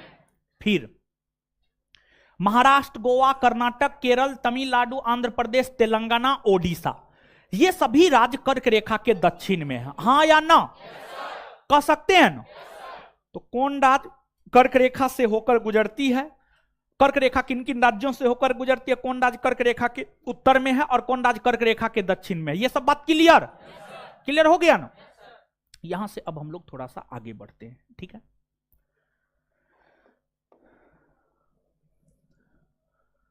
अब यहां पर आप समझिएगा,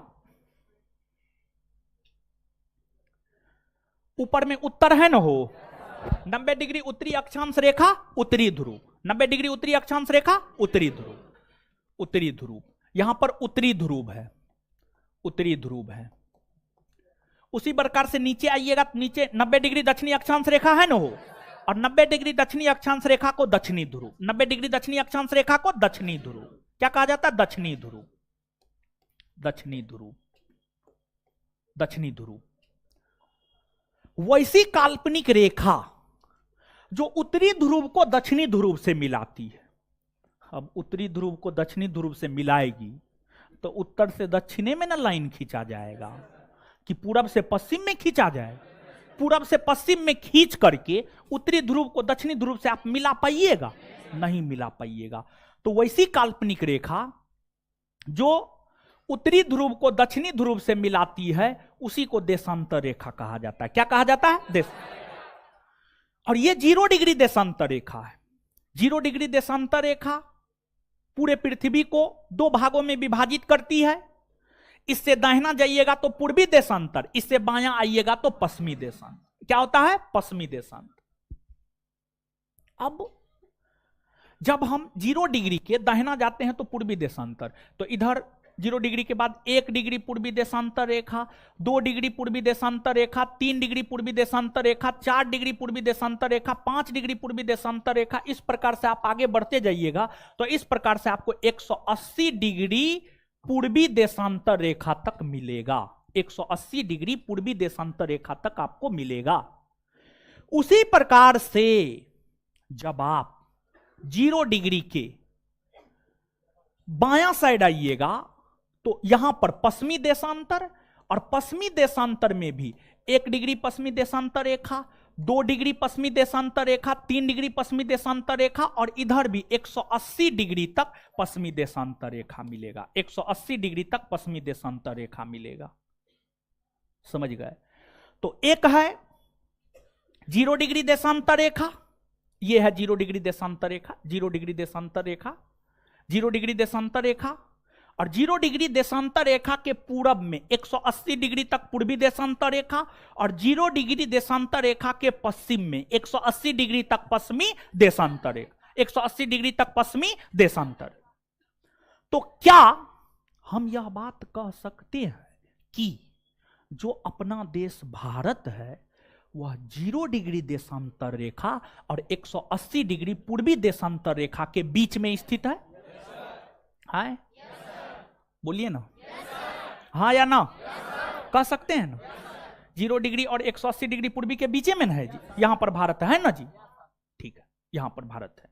तो 0 डिग्री देशांतर रेखा और 180 डिग्री पूर्वी देशांतर रेखा के बीच में अपना देश भारत स्थित है। अब भारत का देशांतरीय विस्तार क्या है?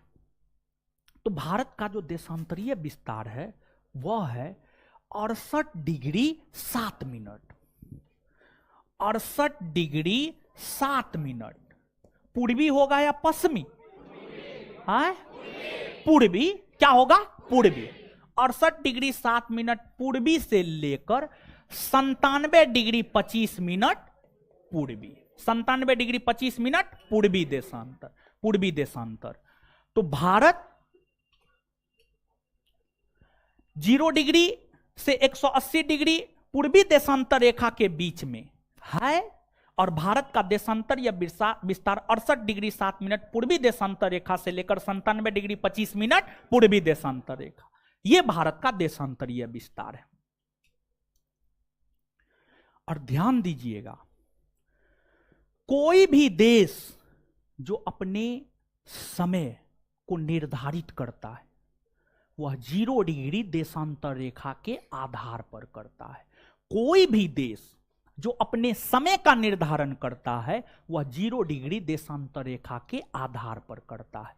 भारत हो, अमेरिका हो, रसिया हो, कनाडा हो, चाइना हो, ऑस्ट्रेलिया हो, कोई भी देश हो, विश्व के सभी देश अपने समय का निर्धारण 0 डिग्री देशांतर रेखा के आधार पर करता है। तो स्वाभाविक सी बात है अपना देश भारत भी समय का निर्धारण 0 डिग्री देशांतर रेखा के आधार पर ही करता होगा। करता होगा नहीं, करता है, करता है। अब 68 डिग्री 7 मिनट और 97 डिग्री 25 मिनट के बीच में 82.5 डिग्री पूर्वी देशांतर रेखा आएगा कि नहीं आएगा? नो 68 और 97 के बीच में 82.5 नहीं आएगा? एकदम आएगा। तो 68 डिग्री 7 मिनट और 97 डिग्री 25 मिनट के बीच में एक पूर्वी देशांतर रेखा है, 82.5 डिग्री पूर्वी देशांतर रेखा। और जो 82.5 डिग्री पूर्वी देशांतर रेखा है, 82.5 डिग्री पूर्वी देशांतर रेखा को भारत का मानक समय रेखा कहा जाता है। इसको भारत का मानक समय रेखा इसलिए कहा जाता है क्योंकि 82.5 डिग्री पूर्वी देशांतर रेखा पर जो समय होता है वही समय पूरे भारतवर्ष में होता है। 82.5 डिग्री पूर्वी देशांतर रेखा पर जो समय है वही समय कश्मीर में भी होगा, वही समय कन्याकुमारी में भी होगा, वही समय अरुणाचल प्रदेश में भी होगा और वही समय गुजरात में भी होगा। अगर 82.5 डिग्री पूर्वी देशांतर रेखा पर अभी रात का 8:53 हो रहा है, कश्मीर में भी 8:53 है, कन्याकुमारी में भी 8:53, अरुणाचल प्रदेश में भी 8:53 और गुजरात में भी 8:53। पूरे भारतवर्ष में 8:53 हो रहा होगा। पूरे भारतवर्ष में कहीं भी ऐसा नहीं होगा कि 8:00 जो है 60 मिनट हो गया है या 9:10 हो गया। नहीं, 8:53 का मतलब 8:53 ही, समझ गए। और यह जो 82.5 डिग्री पूर्वी देशांतर रेखा है, यह 82.5 डिग्री पूर्वी देशांतर रेखा को भारत का मानक समय रेखा कहा जाता है। और 82.5 डिग्री पूर्वी देशांतर रेखा भारत के 5 राज्यों से होकर गुजरती है। भारत के 5 राज्यों से होकर गुजरती है। 82.5 डिग्री पूर्वी देशांतर रेखा जो भारत के 5 राज्यों से होकर गुजरती है, उसको याद रखने का ट्रिक है मौका। मौका क्या है? मौका। मौका, मौका पे चौका मारिए। एम से मध्य प्रदेश, ओ से ओडिशा, ओ से ओडिशा, यू से उत्तर प्रदेश, सी से छत्तीसगढ़, सी से छत्तीसगढ़, ए से आंध्र प्रदेश, ए से, ये है 82.5 डिग्री पूर्वी देशांतर रेखा। देखिए ध्यान दीजिएगा।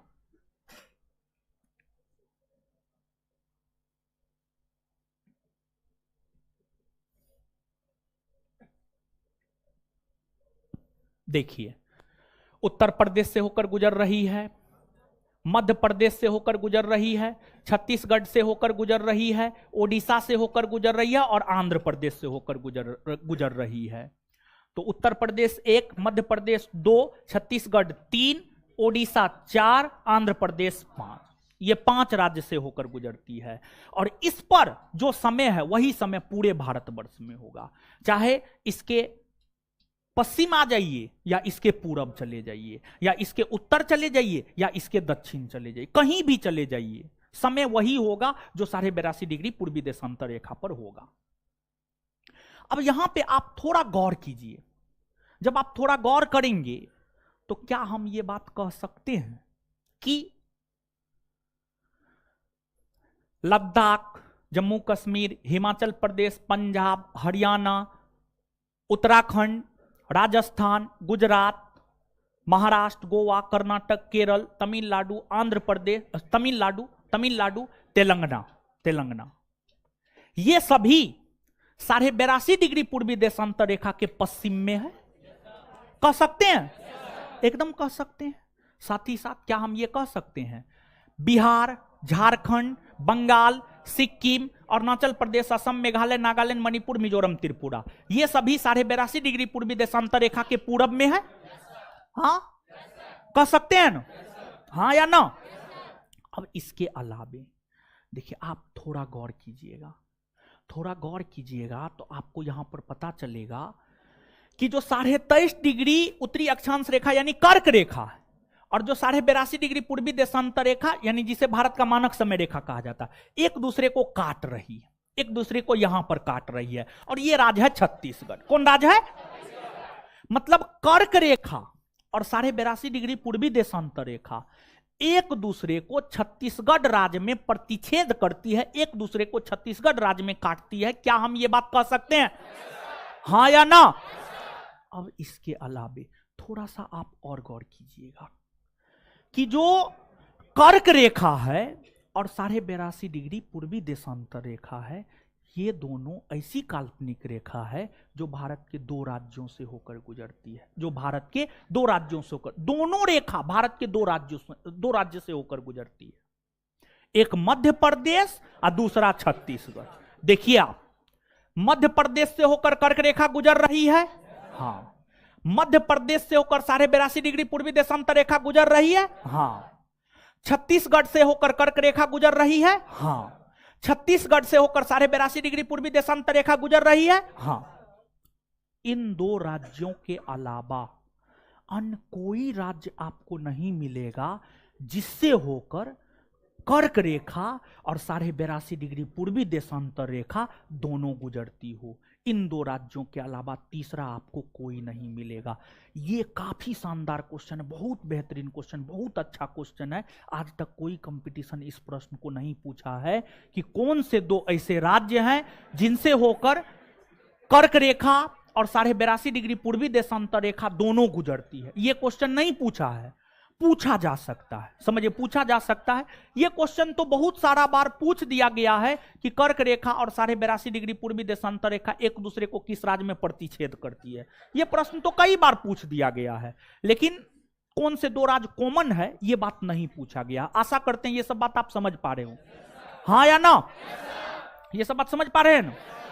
चलिए, अब इसके अलावे थोड़ा सा और समझिएगा।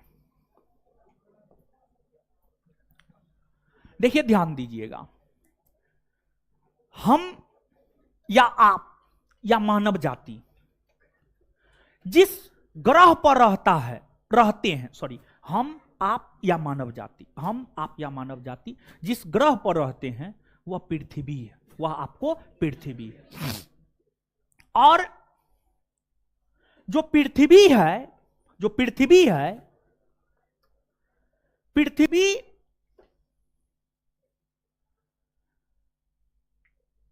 सूर्य की परिक्रमा करता है। पृथ्वी सूर्य की परिक्रमा करता है। देखिए, हम लोगों को एक सौरमंडल के विषय में पढ़ना होता है। सौरमंडल वर्ल्ड ज्योग्राफी का पार्ट है, वर्ल्ड ज्योग्राफी का पार्ट सौरमंडल है। सौरमंडल के विषय में हमें पढ़ना होता है। सौरमंडल, सोलर सिस्टम, सूर्य, ग्रह, उपग्रह, उल्कापिंड, क्षुद्र ग्रह इत्यादि को मिलाकर एक परिवार का निर्माण किया जाता है जिसे सौर परिवार कहा जाता है। सौर परिवार के अंतर्गत जितने भी सदस्य होते हैं, चाहे वह ग्रह हो, उपग्रह हो, उल्का हो, क्षुद्र ग्रह हो, सभी को उष्मा और प्रकाश की प्राप्ति सूर्य से होती है। सभी को उष्मा और प्रकाश की प्राप्ति सूर्य से होती है। तो ग्रह, उपग्रह सबको उष्मा और प्रकाश की प्राप्ति सूर्य से होती है। तो पृथ्वी एक ग्रह है। पृथ्वी को उष्मा और प्रकाश की प्राप्ति किससे होती होगी? सूर्य से। किससे होती होगी? सूर्य से। तो पृथ्वी को भी उष्मा और प्रकाश की प्राप्ति किससे होती है? सूर्य से। और जैसे घर में पिताजी हैं, कमाने वाले पिताजी हैं, पिताजी कमा कर लाते हैं, सब लोग खाते हैं। तो सूर्य पूरा एनर्जी कमाता है और ग्रह, उपग्रह सब खाता है। अब पिताजी से अगर पैसा लेना है तो ऐसे पिताजी पैसा दे देंगे? 72 बार चक्कर कटवाएंगे तब जाकर के अंतिम में देंगे। समझ गए? तो अब ऐसे तो सूर्य उष्मा प्रकाश नहीं दे देगा। तो ग्रह सूर्य की परिक्रमा करता है, पृथ्वी भी सूर्य की परिक्रमा करता है। पृथ्वी जब सूर्य की परिक्रमा करता है तब जाकर उसको उष्मा और प्रकाश की प्राप्ति होती है। उष्मा और प्रकाश की, ये सब नेचुरल चीज है जो ऊपर से सब चीज संचालित होता है। आप स्वयं सोचिए ना कि जब पृथ्वी को सूर्य की परिक्रमा करनी पड़ती है तब जाकर के उष्मा और प्रकाश की प्राप्ति उसको होती है। तो बिना पिताजी के 4 चक्कर लगाए पैसा मिल जाएगा? कभी नहीं मिल सकता। सब प्रकृति द्वारा संतुलित होता है। आपके जीवन में, ठीक है, आपके जीवन में कुछ भी होता है एकदम ऊपर से संचालित होता है। सब चीज एकदम फिक्स है, ये होना है, होगा, सब चीज होगा आपके जीवन में, समझ गए? तो अब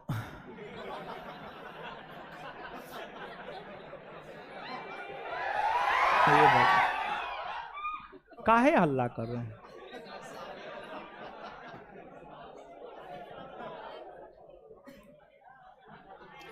आप लोग का शादी होगा? भरम में जी रहे हैं महाराज। अब लड़की और लड़की का गार्जियन बहुत सचेत हो गया है। बिना नौकरी का आपको लड़की देगी? अगर आप ऐसा सोच रहे हैं तो आप भ्रम में जी रहे हैं, समझ गए? पढ़िए, हम जो समझाना चाह रहे थे तो अब आप लोग समझिएगा नहीं। यहां पर हम आपको समय के विषय में बताते तो आगे जो है समय के विषय में हम आपको बताएंगे, लेकिन सुनिए अभी यहां पे सुनिए, ठीक है? लिखिएगा।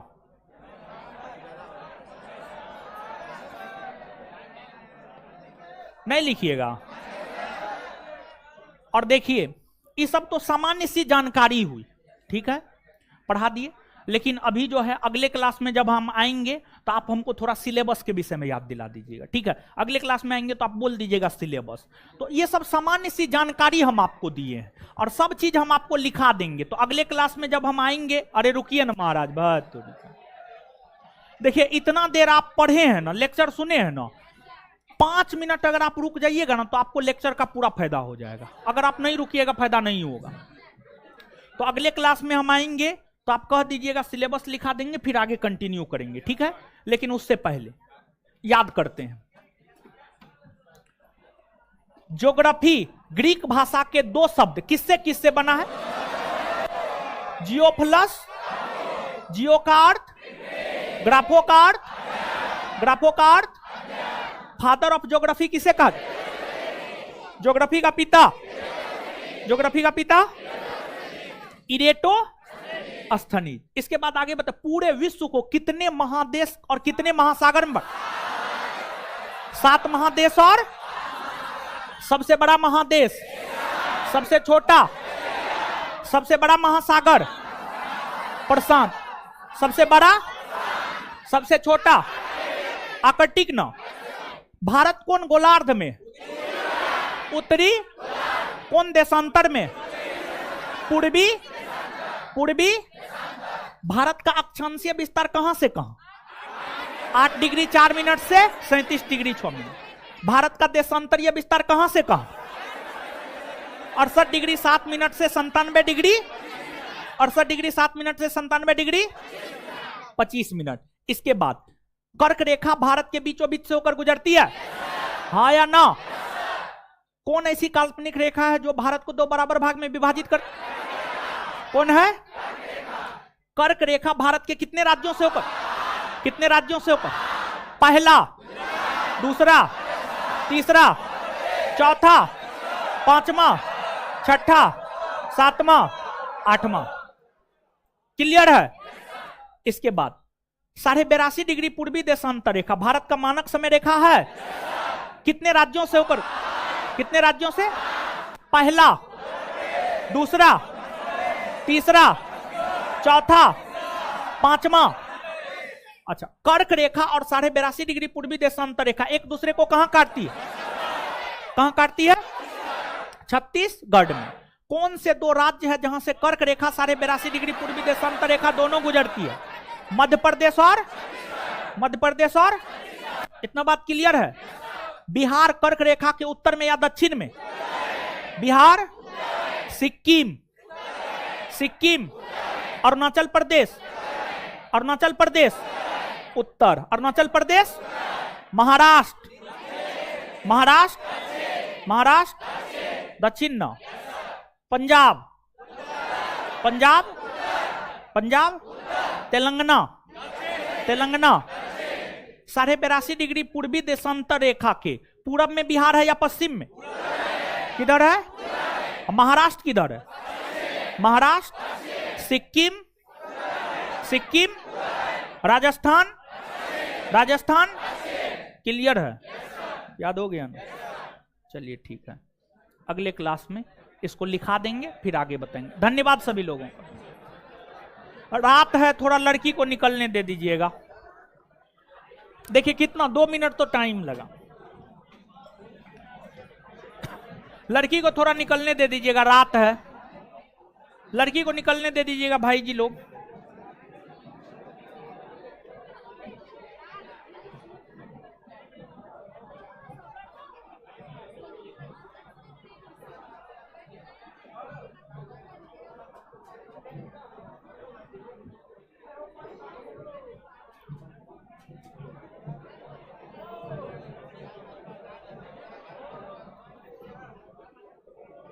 लड़की को निकलने दीजिएगा।